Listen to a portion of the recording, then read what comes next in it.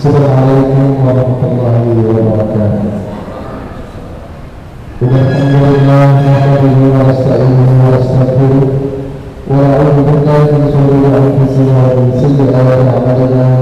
May yahdihillahu fala mudilla lahu wa may yudlil fala hadiya lahu. Asyhadu an la ilaha illallah wa asyhadu anna Muhammadan abduhu wa rasuluhu amma ba'd. Wa qala tabaraka wa ta'ala ya ayyuhalladzina amanu taqullaha haqqa tuqatih wa la tamutunna illa wa antum muslimun. Wa qala nabiyuna Muhammad sallallahu alaihi wasallam al-walidul awsat wa abul jannah. Yang saya hormati Ustaz Said Al-Qudri beserta para jamaah kajian dan ibadah bersama pada malam hari ini. Marilah kita senantiasa bersyukur kepada Allah atas nikmat dan karunia Allah Subhanahu wa taala, dan mudah-mudahan kita termasuk hamba Allah yang bersyukur. Dan kemudian yang kedua-duanya salawat dan salam senantiasa tercurah dan berlimpah kepada junjungan Nabi besar kita Nabi Muhammad sallallahu alaihi wasallam. Dan yang ketiga, langsung saja saya sebagai pembawa acara akan menyampaikan susunan acara yang akan kita lalui bersama. Yang pertama adalah pembukaan, yang kedua inti atau tausiah, yang ketiga tanya jawab, yang keempat lain-lain, dan yang terakhir adalah penutup. Menuju acara yang pertama adalah pembukaan kajian ngaji bersama pada malam hari ini. Kita buka dengan baca bersama-sama. Bismillahirrahmanirrahim. Mudah-mudahan dengan bacaan basmalah kajian sama pada malam hari ini berjalan dengan lancar. Kemudian yang kedua adalah inti tausiah, yaitu tafsir surah Luqman ayat 12 sampai 15 berkenaan dengan berbakti kepada orang tua yang akan disampaikan oleh Ustaz Ibnu Shalih Al-Badri. Kepada beliau dipersilakan. Bismillahirrahmanirrahim.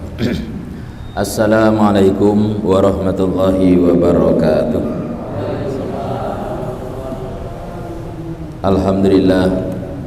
Alhamdulillahirabbil alamin alladzi anzala as-sakinata fi qulubil mu'minin walladzi anzala al-Qur'ana hudan lin-nas wa bayyinatin minal huda wal furqan anzalahu rahmatan lil mu'minin wa shifaa'an lima fis sudur. Allahumma salli wa sallim ala sayyidil anbiya wal mursalin nabiyina wa habibina wa maulana Muhammad wa ala alihi wa ashabi ajmain, amma ba'du. Qala ta'ala ya ayyuhalladzina amanu ittaqullaha haqqa tuqatih wa la tamutunna illa wa antum muslimun. Jamaah yang dimuliakan Allah, alhamdulillah bersyukur kita kepada Allah. Sore ini kita diberi kekuatan oleh Allah sehingga kita dapat menunaikan ibadah sholat maghrib berjamaah. Semoga ibadah kita, sholat kita, doa kita diterima oleh Allah Subhanahu wa taala. Amin ya rabbal alamin.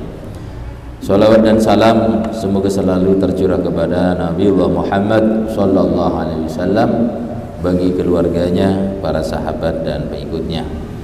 Dengan ikhtiar banyak bersolawat kepada Rasulullah serta menghidupkan dan mengamalkan sunnah-sunnahnya, kita menjadi hamba Allah yang beruntung, selamat di akhirat dan meraih syafaat Rasulullah sallallahu alaihi wasallam.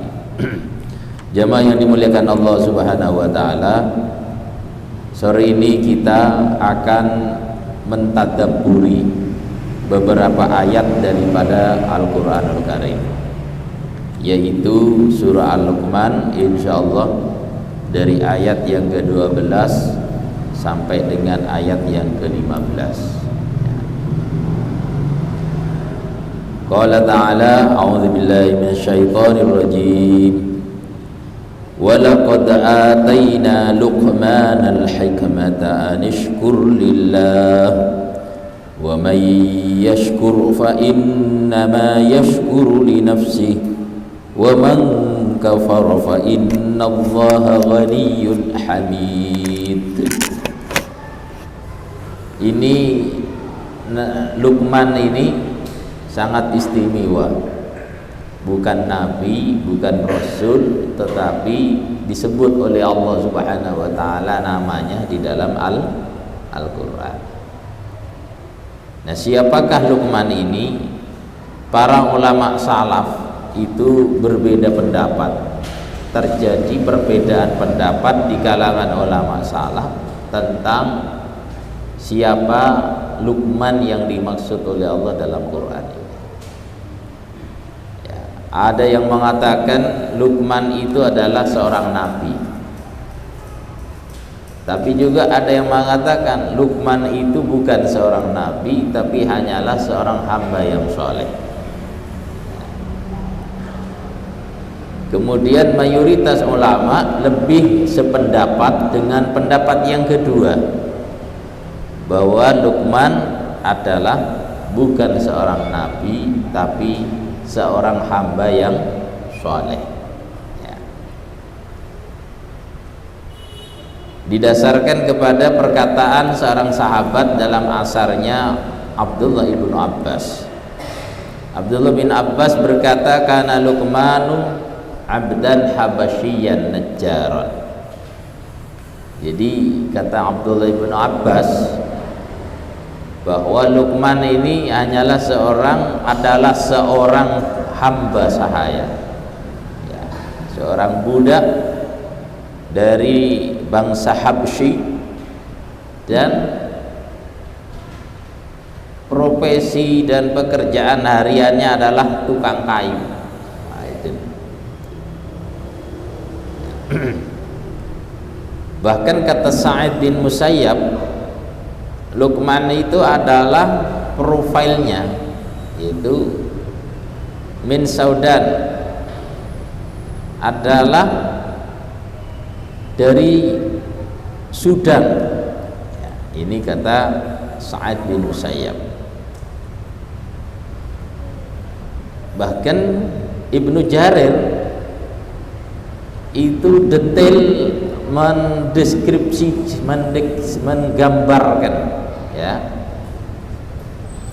profil daripada Luqman itu sendiri sebagai hamba yang soleh itu secara jasmani. Dia adalah orang yang berkulit putih, bukan berkulit hitam. Jadi kulitnya hitam. Jadi kemudian fisiknya pendek, hidungnya itu tidak mancung, sampai seperti itu, ya. Tetapi walaupun tidak memiliki fisik yang ideal yang menjadi kebanggaan sebagian besar orang, ternyata Allah Subhanahu wa ta'ala memberikan kedudukan yang tinggi kepada Luqman Al-Hakim, memberikan kedudukan yang tinggi, ya. Maka ada seseorang, kata Sa'id ini, diceritakan ya, ada seorang datang kepada Sa'id itu mengeluhkan tentang keadaan dirinya. Kebetulan orang ini kulitnya tidak putih, jadi kulitnya tidak putih. Jadi ternyata sejak dulu itu orang ingin punya kulit putih. Ya, apalagi era modern ini, bagi wanita ingin wajahnya glowing. Ya, gitu. Sampai dibiayai ratusan ribu bahkan juta, gitu. Padahal Allah Subhanahu wa ta'ala memposisikan hambanya itu kedudukannya tinggi dan rendahnya bukan pada aspek fisiknya, ya. Ini hikmah dan pelajaran yang dapat yang kita ambil. Tapi Allah Subhanahu wa ta'ala mengangkat derajat seorang hambanya itu bukan berdasarkan warna kulitnya, bukan berdasarkan fisiknya, tapi berdasarkan kesolehannya, berdasarkan ketakwaannya, sebagaimana yang terjadi pada Luqman Al-Hakim. Ya. Maka ketika ada seorang yang datang kepada Sa'id ini merasa sedih karena tidak punya kulit putih, maka kemudian Sa'id itu membesarkan hatinya, la tahzan, Jangan kamu bersedih karena tidak punya kulit putih. Gitu. Ketahuilah sungguh telah ada 3 orang yang kulitnya semuanya adalah hitam, tetapi Allah Subhanahu wa ta'ala sangat mencintai mereka dan Allah angkat derajatnya tinggi-tinggi. Masya Allah. Ya. Jadi jangan dimuliakan oleh Allah Subhanahu wa ta'ala. Nah, siapakah 3 orang yang telah dikenal, yang telah ma'ruf, masyhur, bahkan kulitnya hitam, tetapi Allah angkat derajatnya tinggi-tinggi. Dia bukan seorang nabi, bukan seorang rasul. Yang pertama adalah Bilal bin Rabah, kata Sa'id. Yang kedua adalah Maula Umar ibn al-Khattab, yaitu pembantu atau budak daripada Umar bin Khattab. Dan yang ketiga adalah, kata Sa'id, Luqman, yaitu Luqman. Ya. Yang dimuliakan oleh Allah Subhanahu wa ta'ala, maka para ulama itu bermacam-macam, ya, menggambarkan profil daripada Luqman ini. Tapi yang jelas Luqman itu adalah seorang hamba yang saleh. Ada yang mengatakan Luqman hanya adalah seorang budak Habasyi yang berkulit hitam, tubuhnya fisiknya tidak tinggi, hidungnya tidak mancung, kakinya besar, nah itu, tapi soleh. Ya. Ada yang mengatakan bahwa Luqman itu adalah seorang qadhi, walaupun orangnya hitam, tidak tinggi, tapi dia seorang qadhi yang memiliki hikmah, kebijaksanaan setiap keputusan yang dia ambil, yaitu pada masa kenabian Nabiullah Daud alaihissalam. Ada yang mengatakan demikian. Ya. Kita tidak fokus pada perbedaan pandangan para ulama dan para sahabat tentang profil Luqman al-Hakim, tapi yang jelas Luqman al-Hakim itu adalah seorang hamba yang saleh. Ini yang perlu kita ambil pelajaran. Ya. Walaqad ataina, kata Allah, dan sungguh kami telah memberikan Luqmana kepada Luqman al-hikmah, itu. Sehingga Luqman ini kemudian dikenal dalam istilah Luqman al-Hakim. Nah, itu. Ya. Allah memberikan karunia kepada Luqman, seorang hamba yang soleh, yaitu hikmah, ya, yaitu al-ilm. Allah berikan ilmu yang luas, wal faham, Allah memberikan kepadanya kepahaman. Kemudian Allah memberikan kepadanya takwil, sehingga apa yang diputuskan oleh Luqman itu adalah keputusan yang sangat bijaksana, karena Allah telah memberikan kepadanya ilmu, kemudian Allah telah berikan kepadanya takwil, Allah telah memberikan kepadanya kepahaman yang sempurna. Itu. Inilah makna al-hikmah. Nah, di antara kelebihan Luqman itu sebagai seorang budak diceritakan di sini bahwa suatu ketika Luqman ini diperintah oleh tuannya, ya, untuk menyembelih seekor kambing. Ya. Kata tuannya mengatakan, qala lahu maula, tuannya Luqman ini berkata kepadanya, idbah lana hadhihi syatah, tolong sembelihlah kambing ini untuk kami. Fadzabaha, kemudian Luqman menyembelihnya. Qala, kemudian tuannya itu berkata, akhrij atyaba mudghatsaini fiha, tolong keluarkan dari saya 2 bagian jeruan yang terbaik dari kambing ini. Nah, itu. Jadi tuannya mengatakan, tolong keluarkan isi jeruan dari kambing ini yang terbaik untuk saya, kata tuannya. Ya. Kemudian Luqman itu mengeluarkan 2 bagian jeruan dari kambing itu. Apa yang dikeluarkan? Yang pertama yang diambil oleh Luqman al-lisan, yaitu lidahnya, lidahnya itu.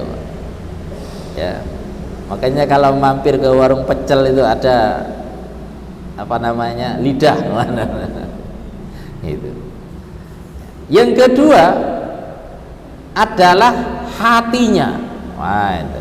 Hatinya, kabidu. Itu yang dikeluarkan oleh Luqman al-Hakim. Ya. Maka diterimalah oleh majikannya. Wallahu alam, tidak diceritakan selanjutnya. Mungkin dimasak. Karena itu tidak terlalu penting untuk dikisahkan di sini. Apakah dibuat sate, apa dibuat gulai, tidak terlalu penting.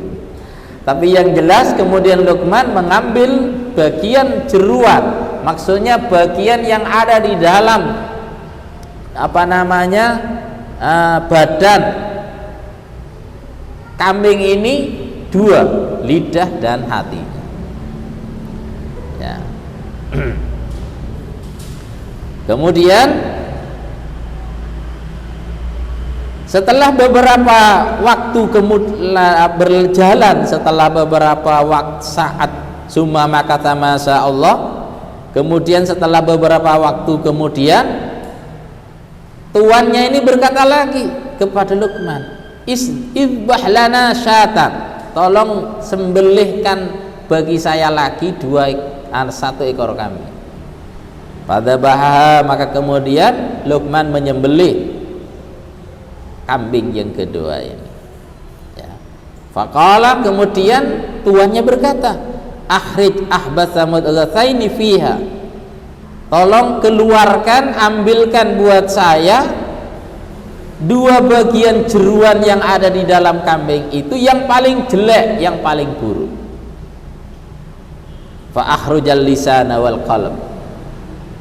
Kemudian Luqman, yang diambil oleh Luqman adalah tetap lidahnya dan hatinya. Gitu. Tentu tuannya ini kaget. Waktu kambing pertama saya menyuruhnya untuk mengambil 2 bagian yang terbaik, yang diambil itu adalah lidah dan hatinya. Kambing yang kedua saya minta kepadanya untuk diambilkan 2 bagian jeruan yang terburuk, yang paling jelek, tetap ternyata yang diambil oleh Luqman adalah lidah dan hatinya.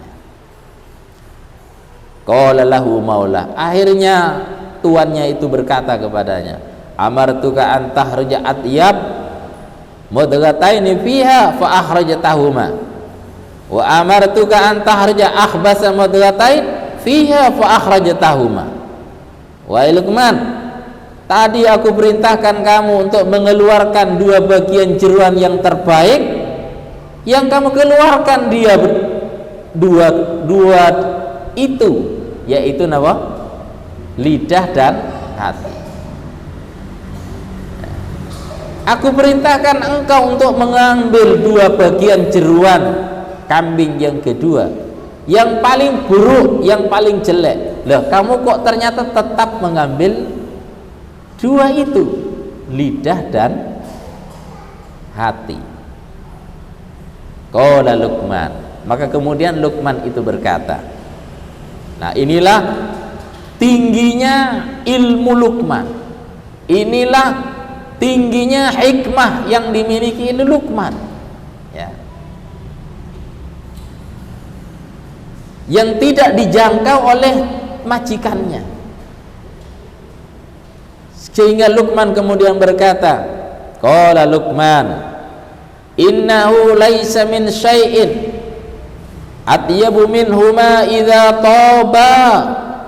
Kata Luqman, wahai tuan, sungguh tidak ada bagian jeruan yang paling baik daripada lisan dan hati jika lisan dan hati itu dalam keadaan baik. Nah gitu. Jadi orang itu, ini hikmahnya, orang itu akan menjadi baik jika mampu memperbaiki dua organ tubuh yang ada dalam dirinya. Yang pertama, mampu menjaga kebagusan lisannya. Yang kedua, mampu menjaga apa? Kebagusan hatinya. Itu kata Luqman. Kenapa saya keluarkan dua bagian yang terbaik itu, lidah dan hati? Karena seseorang itu akan menjadi baik jika dua bagian ini baik. Gitu. Ini perkara yang paling baik jika keduanya adalah baik, yaitu lisan dan hati. Ya. Maka Nabi sallallahu alaihi wasallam mengatakan, ala inna fil jasadi mudghah. Ketahuilah, ingatlah selalu, kata Rasulullah, bahwa di dalam jasad manusia itu ada segerat daging. Wa idza soluhat sairu jasadi, wa idza fasadat sairu jasadi. Kalau sekerat daging itu, segumpal daging itu baik, kata Rasulullah, maka seluruh anggota tubuhnya itu baik. Tapi ketika segumpal daging itu adalah jelek, rusak, maka seluruh anggota tubuhnya itu akan rusak. Itu. Ala wahyal qalb. Ketahuilah, ala ay udhkur wala tansa. Ingat selalu dan jangan kau lupa.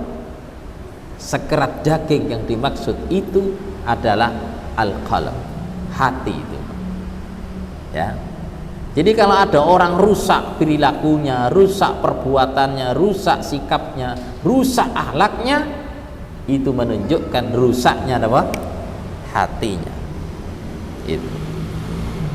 Yang kedua, orang itu bisa juga menjadi rusak jika rusak lisannya. Itu. Maka kita yang merindukan menjadi hamba-hamba yang saleh berusaha menjaga kebagusan dua perkara ini, yaitu apa? Lisan dan hati. Sampai Imam Al-Ghazali mengatakan bahwa salamatul insan fi hifdzil lisan. Keselamatan seseorang itu adalah sejauh mana dia mampu menjaga apa? Lisannya. Gitu. Maka bagusnya orang itu tandanya karena bagus lisan dan hatinya. Begitu juga ya rusaknya seseorang itu ketika tidak mampu menjaga kebagusan lisan dan hati.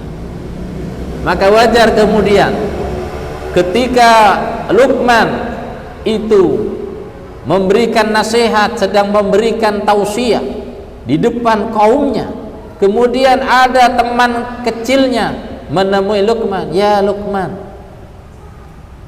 bukankah kamu dulu adalah pengembala kambing yang bersama kami?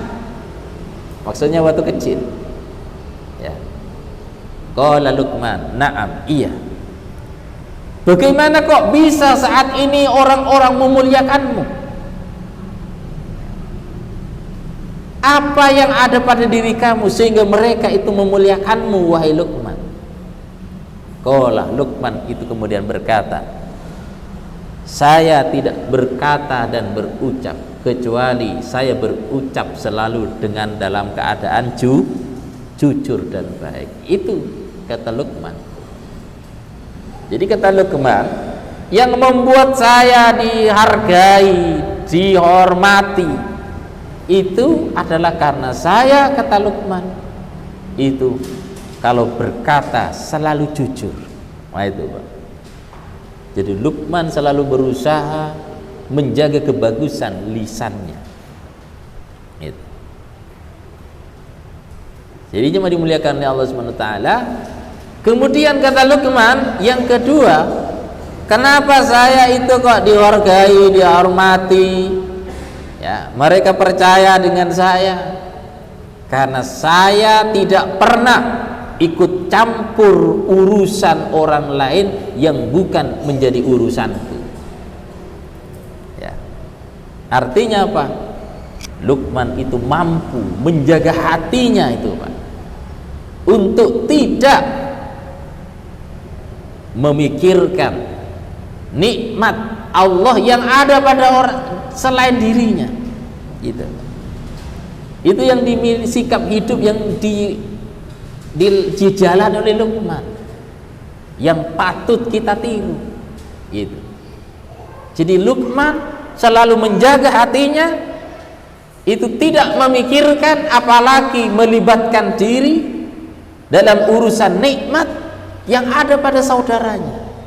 Gitu. Kadang-kadang kita ini kan sibuk ngitung, mengabsen hartanya saudara gitu. Gitu. Jadi waktu kita kadang-kadang habis karena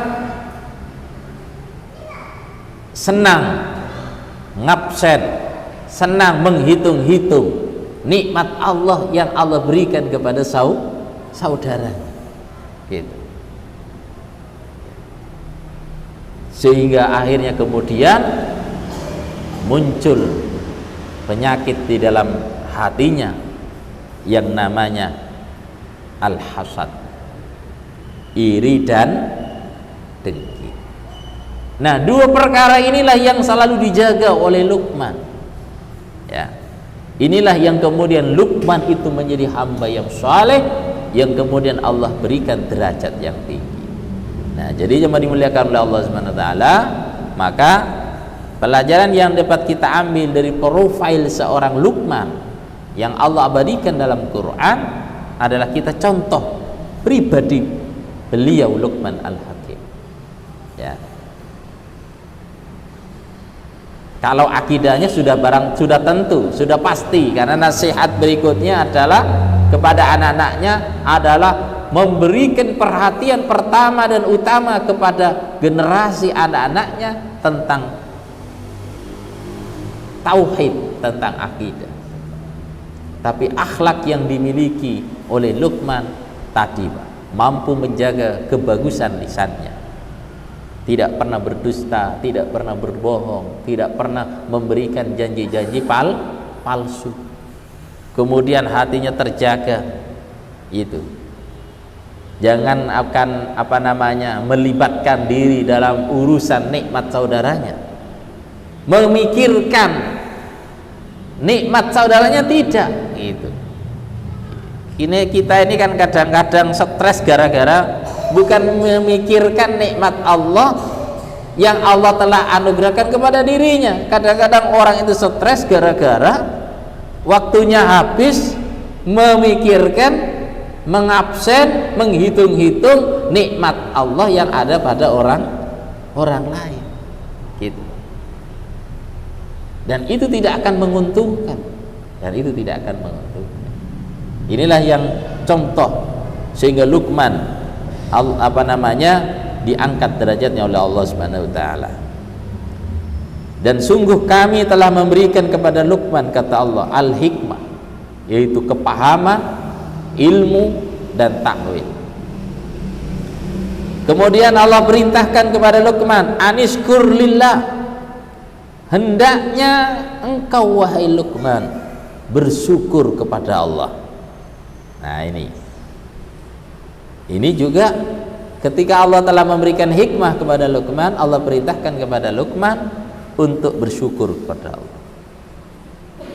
Begitu juga pelajaran yang dapat diambil, semua nikmat-nikmat yang ada pada kita itu datangnya dari Allah. Itu semua adalah karunia Allah. Wa ma bikum min ni'matin faminallah. Semua keanugerahan, nikmat, karunia yang ada pada kita saat ini, itu semua adalah karunia dari Allah Subhanahu wa taala. Maka Allah perintahkan kepada kita sebagaimana Allah perintahkan kepada Luqman, anishkur lillah, hendaknya bersyukur selalu kepada Allah Subhanahu wa ta'ala. Bersyukur dan bersyukur kepada Allah.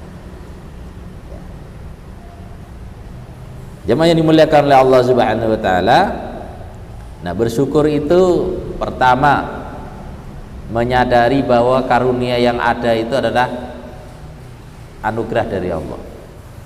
Lisannya selalu tidak pernah kering mengucapkan alhamdulillah, alhamdulillah, alhamdulillah, gitu.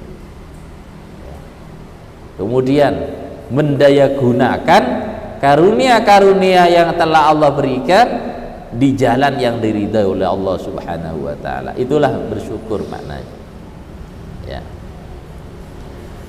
Wa may yashkur fa innama yashkuru li nafsi. Barang siapa yang bersyukur, maka sesungguhnya dia telah bersyukur untuk dirinya. Jadi manfaat dan kebaikan bersyukur itu akan kembali kepada dirinya sendiri, ya, akan kembali kepada dirinya sendiri. Maka di antara wasilah untuk menarik datangnya karunia dari Allah Subhanahu wa ta'ala, di antaranya itu wasilah agar menarik karunia-karunia Allah Subhanahu wa ta'ala adalah mensyukuri nikmat yang telah ada, yang telah Allah anugerahkan kepada kita, ya. Itu salah satu wasilah. Jadi kalau kita ingin selalu didatangi nikmat dari Allah Subhanahu wa ta'ala, maka di antara wasilah yang dapat kita lakukan adalah mensyukuri nikmat yang telah Allah anugerahkan kepada kita, ya. Sebagaimana firman Allah dalam surah Ibrahim, la in syakartum la azidannakum. Ini konsep wahyu, itu konsep wahyu, Pak, ya. Orang tidak akan mengenal namanya krisis, itu krisis, jika orang itu juga tidak pernah futur di dalam bersyukur kepada Allah Subhanahu wa ta'ala. Karena Allah telah berjanji, la in syakartum la azidannakum, gitu. Jadi orang tidak akan mengalami kondisi krisis jika orang itu tidak pernah berada dalam fatrah bersyukur kepada Allah, ya. Dan inilah konsep wahyu supaya selalu mendapatkan nikmat dan karunia dari Allah Subhanahu wa ta'ala. Banyak bersyukur dan bersyukur. Karena bersyukur atas nikmat yang Allah berikan, maka manfaat dari syukurnya akan kembali kepada dirinya sendiri. Wa may yashkur fa innama yashkur li nafsi, ya. Jadi jemaah dimuliakan oleh Allah Subhanahu wa ta'ala, memang perintah Allah ini kepada Luqman, tapi Allah abadikan dalam kitab suci Al-Quran, kitab umat Rasulullah SAW, itu juga akan bermakna dan berfungsi pula bagi umat Nabi, ya. Jadi jemaah dimuliakan oleh Allah Subhanahu wa ta'ala, jadi bersyukurnya seorang hamba atas nikmat yang Allah berikan kepadanya, ya'udu naf'u dzalik wa sawabu 'ala syakirin. Jadi manfaat buah dari bersyukurnya kepada Allah Subhanahu wa ta'ala itu juga akan kembali kepada orang yang bersyukur itu sendiri, ya. Maka kita perbanyak bersyukur kepada Allah, kemudian memaksimalkan, mendayagunakan karunia Allah di jalan yang diridhoinya. Wa man kafara fa innallaha ghaniyyun hamid. Barang siapa yang tidak bersyukur, kata Allah di sini, sesungguhnya Allah Maha Kaya. Artinya apa? Ghaniyyun 'anil ibad. Jadi Allah tidak membutuhkan hambanya, gitu. Jadi Allah tidak butuh terhadap hambanya, karena Allah itu Maha Kaya, ya. Sampai dalam hadis qudsinya Rasulullah SAW bersabda, qala ta'ala, Allah berfirman, gitu, Jika seandainya, kata Rasulullah, kata Allah dalam hadis qudsi, ya,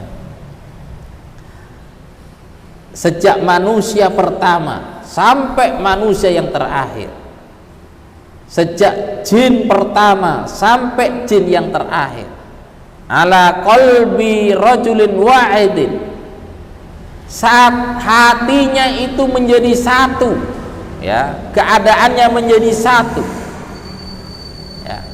Kemudian mereka ingkar kepada Allah, mereka tidak mau taat kepada Allah, maka kata Allah, sungguh tidak akan mengurangi sedikit pun akan kemahakuasaanku, akan kemuliaanku. Itu kata Allah sendiri. Seandainya seluruh umat manusia sejak manusia pertama sampai manusia yang terakhir hatinya menjadi satu, ingkar kepada Allah, maka sungguh, kata Allah, tidak akan mengurangi kemuliaan Allah sedikit pun.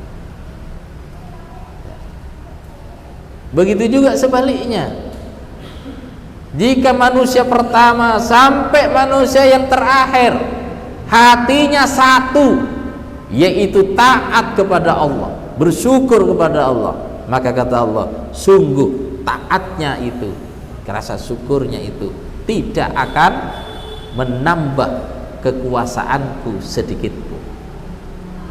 Jadi kalau kita taat, kita ibadah, kita bersyukur, maka manfaat dari ketaatan, ibadah, bersyukur itu adalah akan kembali kepada diri kita sendiri, gitu. Kan kembali kepada diri kita sendiri. Jadi jemaah dimuliakan oleh Allah Subhanahu wa taala, maka dari hadis ini, dari ayat ini, mari kita banyak bersyukur kepada Allah Subhanahu wa taala. Gitu. Kemudian ayat yang ke-13, nah ini profil sebagai orang tua itu, Pak. Contoh, ya, orang tua yang bertanggung jawab terhadap keselamatan anak-anaknya, yaitu Luqman Al-Hakim. Ya. Qala ta'ala, wa id, dan ingatlah, kata Allah. Jadi kita diperintah oleh Allah, id, ay uzkur, kita diperintah untuk selalu ingat, selalu sadar, ya. Qala Luqman, ketika Luqman itu berkata libnihi, kepada anaknya, wahwa, dan Luqman itu ya'iduhu, sedang memberikan nasihat kepadanya. Nah, ini seorang tua punya kewajiban mengarahkan, membimbing, menasihati anaknya. Orang tua itu, Pak, punya kewajiban, ya. Jadi guru di sekolah, ustadz di madrasah, itu hanya mitra orang tua, membantu siapa? Orang tua, ya. Maka orang tua harus bekerja sama dengan para guru, para ustadz, gitu, Pak, agar anaknya menjadi anak yang soleh dalam proses tarbiyah. Karena orang tua memang tidak bisa menghandle kewajibannya sendiri, mendidik anak-anaknya, kemudian diamanahkan kepada ustadz, kepada guru, maka mestinya orang tua sadar bahwa seorang guru dan ustadz telah memberikan jasa yang luar biasa kepada dirinya, karena telah membantu menunaikan kewajibannya mendidik anak-anak. Sehingga orang tua itu harus sadar diri. Jadi kalau anaknya dijewer karena nakal, dijewer oleh gurunya, ya, maka harus bekerja sama. Kalau perlu terima kasih, gitu. Bukan kemudian malah menjadi delik aduan, memenjarakan guru gara-gara jewer anaknya, gitu. Jadi jemaah dimuliakan oleh Allah Subhanahu wa taala, maka orang tua punya kewajiban mendidik anak. Sebagaimana Luqman itu mendidik anaknya, dan materi pendidikan pertama yang disampaikan oleh Luqman kepada anaknya adalah materi tauhid, Pak. Jadi materi tauhid, ya. Sehingga orang tua itu bertanggung jawab tentang akidah putra putrinya, Pak. Ya. Jangan sampai menjadi orang tua putra putrinya tidak dikawal tentang akidahnya. Itu nanti tanggung jawabnya besar tuh, Pak. Ya. Tapi karena kena pengaruh era modern, ya, zaman materialis, itu orang tua itu ketat dan sungguh-sungguh ngawal anaknya supaya punya pengetahuan, keterampilan yang tinggi agar besok setelah dewasa survive, meraih profesi yang begini begitu gitu. Sementara di saat yang sama orang tua itu abai bagaimana keyakinan anaknya, bagaimana akidah anaknya. Maka itu namanya orang tua yang tidak bijaksana. Jadi orang tua yang bijaksana adalah orang tua yang tidak hanya berpikir kesuksesan anaknya di dunia, tapi juga berpikir kesuksesan dan keselamatan anaknya besok di akhirat. Gitu, Pak. Maka orang tua yang harus mengawal pendidikan putra putrinya adalah akidahnya. Kalau di sini dengan kalimat itnab, kalimat ijaz, singkat dan padat, Luqman itu memberi nasihat kepada anaknya, ya bunayya la tusyrik billah, wahai anakku, jangan kamu menyekutukan Allah. Itu, Pak. Anak itu adalah orang yang pertama disayang oleh orang tua. Jadi anak itu adalah orang yang paling dicintai oleh orang tua. Anak adalah orang yang pertama kali akan dibela-bela oleh orang tua. Maka orang tua yang mencintai anaknya, merindukan anaknya, membanggakan anaknya, maka orang tua yang peduli terhadap tumbuh kembangnya keyakinan anaknya itu sendiri. Nah, bagaimana supaya anaknya itu tumbuh berkembang dengan keyakinan tauhid? Itulah kemudian orang tua harus memberikan perhatian serius terhadap pendidikan tauhid putra putri. Ya. Rugi menjadi orang tua walaupun punya anak yang sukses secara profesi, tapi anaknya tidak berakidah yang lurus. Rugi sekali, ya, karena anak itu nanti tidak akan memberikan manfaat bagi kedua orang tua. Gitu.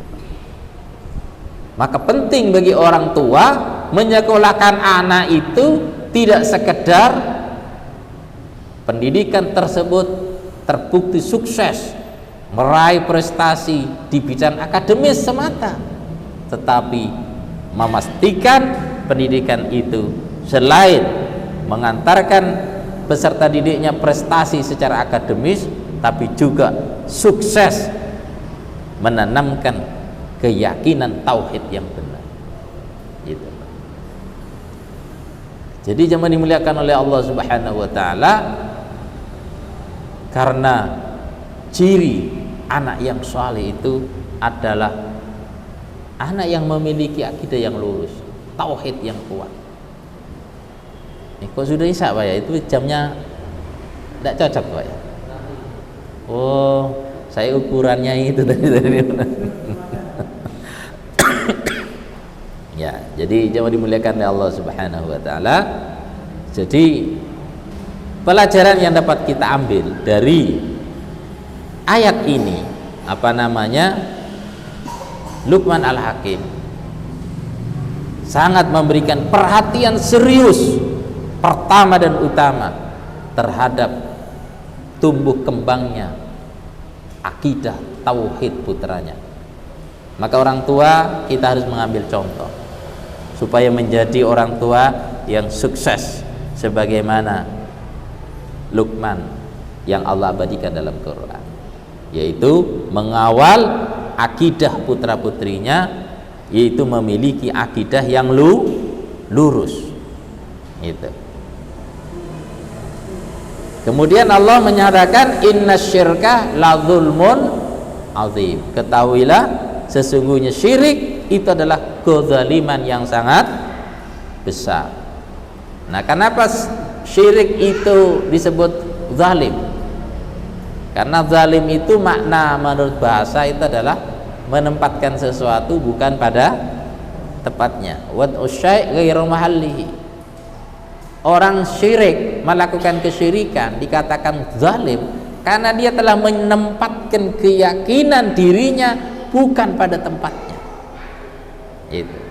Mestinya keyakinan itu bahwa yang memberi rizki itu adalah Allah, kemudian ditempatkan kepada Dewi Sri umpamanya.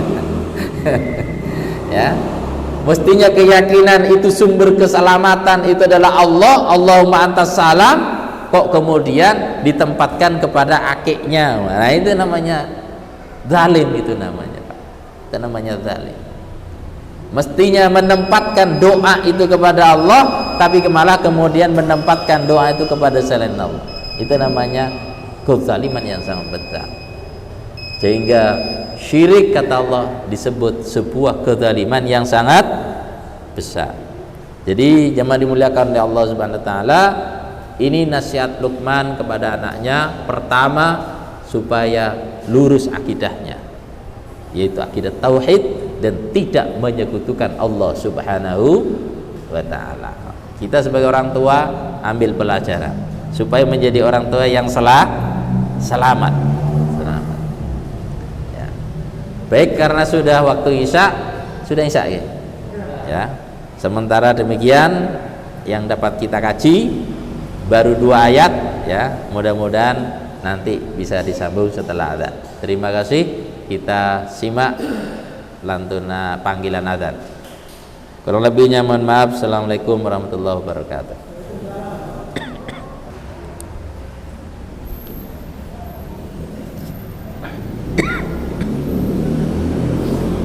Jazakumullah khairan katsiran kepada Ustaz besar yang telah menyampaikan tafsir surah Luqman ayat 12 sampai 13 Ustaz ya.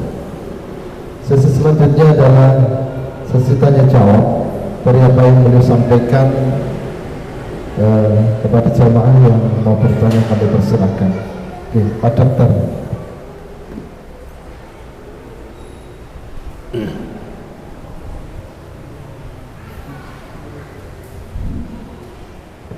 Assalamualaikum warahmatullahi wabarakatuh. Waalaikumsalam warahmatullahi Terima wabarakatuh. kasih banyak Ustaz. Iya. Tausiahnya sangat menarik. Yang saya tanyakan begini. Tadi Luqman itu kan ada 2. Intinya itu jujur, yang kedua itu tidak pernah campur urusan orang lain. Dan kemudian yang saya tanyakan, bagaimana dengan amar ma'ruf nahi munkar? Karena Nabi Adam juga pengalaman durhaka kepada Allah, tapi gagal mendidik Qabil jadi pembunuh. Nabi Nuh juga demikian, gagal mendidik anaknya untuk ikut naik ke perahu. Dan Nabi Lut gagal mendidik istrinya untuk tidak bunuh seks. Itu bagaimana dengan amar ma'ruf nahi munkar itu? Jadi yang jujur dan tidak mencampuri urusan orang lain, padahal amar ma'ruf nahi munkar itu satu perintah. Terima kasih. Assalamualaikum warahmatullahi wabarakatuh. Baik, terima kasih. Apakah yang dimaksud tidak mencampuri urusan orang lain itu tidak peduli dengan kemungkaran? Tidak. Jadi maksudnya tidak ikut mencampuri urusan lain itu adalah urusan yang tidak masuk dalam kategori mungkar. Ya. Karena pada ayat berikutnya di antara wasiat daripada ini tahapan pendidikan yang diberikan oleh Luqman kepada anaknya setelah tauhid itu dibangun, kemudian adab, kemudian sholat, ya, kemudian ini ya bunaya aqimis sholata wa'mur bil ma'ruf wa nahy 'anil munkar. Ternyata menjadi materi tahapan kelima yang disampaikan oleh Luqman kepada anaknya itu, supaya juga punya kepedulian sosial dalam gerakan amar ma'ruf nahi munkar. Jadi bukan berarti tidak mencampur urusan orang lain itu tidak peduli dengan teman, tidak. Yang dimaksud tidak senang nyampuri urusan orang lain itu adalah urusan yang tidak masuk dalam kategori kemungkar. Ngaten Pak itu, dokter. Sama-sama. Ada yang ditanyakan lagi dari jamaah? Kami persilakan, masih ada waktu untuk bertanya dari materi yang telah disampaikan. Kalau tidak ada, saya bertanya. Oh iya, iya. Kategori hari ini kan seperti banyak di perguruan pencak silat ada ilmu kebal, kemudian punya keris yang bertuah dan lain sebagainya kan. Ya, ini kategorinya apakah sampai mengeluarkan seseorang dari Islam yang dikategorikan syirik akbar? Nah, gitu Ustaz. Karena banyak seorang muslim yang mati dalam kondisi masih mempunyai seperti itu. Mungkin bisa karena kejahilan mereka dan lain sebagainya. Demikian Ustaz. Ya, baik, terima kasih. Jadi assalam itu adalah Allah Subhanahu wa taala, ya. Maka kalau kemudian meyakini ada selain Allah sebagai sumber keselamatan, itu syirik sudah. Dan itu sudah masuk syirik akbar. Yukhriju sahibahu anil millah. Yaitu dalam kajian kitab tauhid itu sudah dengan jelas nyata mengeluarkan pelakunya dari Islam ini. Islam. Jadi itu dimasukkan dalam syirik besar. Itu karena apa? Tadi meyakini adanya sumber keselamatan selain dari Allah Subhanahu wa ta'ala. Itu memang sangat berat risikonya. Orang yang meyakini dengan adanya ilmu kebal gitu. Ya, jadi maka kita sebagai orang yang beriman yang berakidah lurus tentu tidak membutuhkan itu. Ya, tetap yang dibutuhkan adalah nusrullah waliyullah. Allah waliyul ladzina amanu. Yakin hanya Allah lah pelindung terbaik orang yang beriman.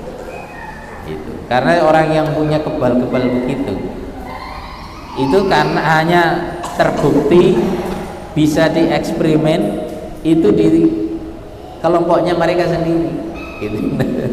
Tapi kalau di luar orang lain biasanya tidak ada gunanya, apalagi menghadapi orang yang berakidah kuat. Wah, tidak ada itu, tidak ada efeknya nanti itu, tidak ada efek. Maka wajar pernah terjadi di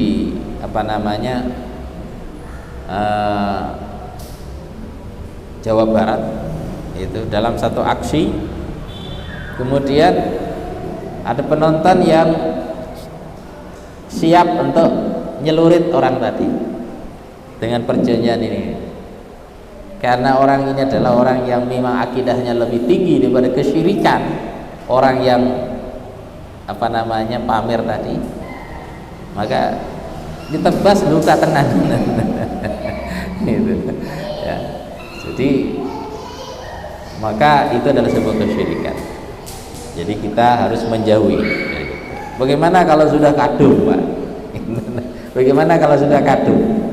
Dulu kita tidak mendapatkan pencerahan, tidak ada kaji majelis-majelis taklim tentang akidah, ya, maka bisa kita lepas Dengan cara apa? Kalau sekarang itu dengan terapi ru'yah asyariyah.